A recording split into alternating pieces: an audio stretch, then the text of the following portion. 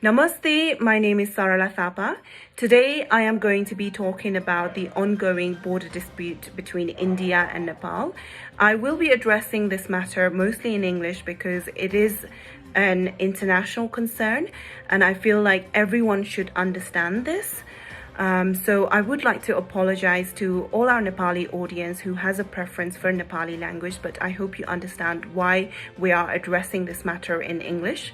So first of all, it is quite clear the tension has heightened between India and Nepal ever since Nepal released its new political map, which includes the much disputed stretch of land Limpiadura, Lipu Lake and Kalapani. The new map was recently made public by the Land Management Minister Padma Aryal, who said the occasion was historically pleasant for Nepal. So what is very important to understand here is Nepal's claim for the land is according to the 1816 treaty with the British East India Company, which clearly sets the Gali River, also known as Mahagali River, will be the undisputed boundary between India and Nepal, making the land on the east of Gali River all Nepal's, meaning Lipu Lake, Kalapani and Limpiadura belongs to Nepal. Nepal also says India has not responded to the repeated request from Nepal to sit and talk about this dispute to come to a mutual agreement. Nepal also claims to have evidence of local election from the area and also evidence of people from the area paying land tax to Nepal. However, India has strongly rejected Nepal's new map and claims the three areas included in the new map is actually India's territory. India claims Nepal's new map is not based on historical facts and evidence, furthermore accused Nepal by saying such artificial enlargement of territorial claims will not be accepted by India. The historic move from Nepal comes after India recently inaugurated an 80-kilometer road linking its northern state of Uttarakhand with Lipu Lake on the border with Tibet without Nepal's approval or consent. If we look at Nepal's history with India, it has always shared a multidimensional and a cordial relationship with India.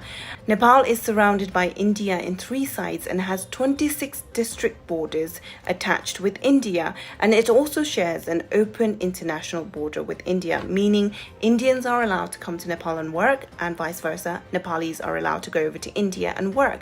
The current tension brewing hate and criticisms from both sides isn't something new either.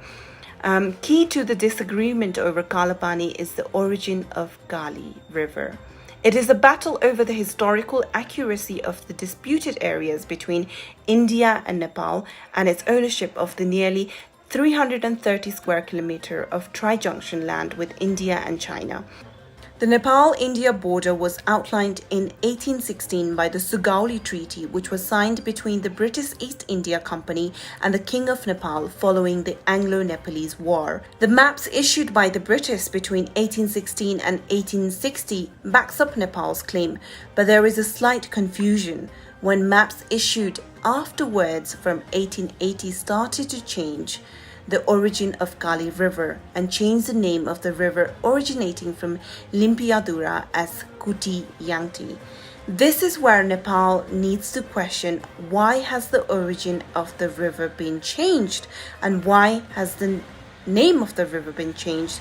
Is it intentional or is it a mistake?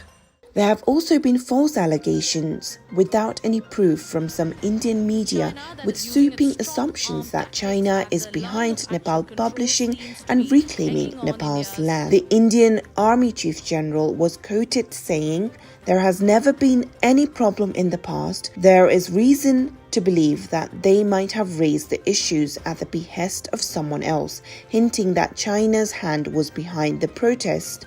Nepal's government faced immense pressure from the public after the news of India's plans for the new road came to light.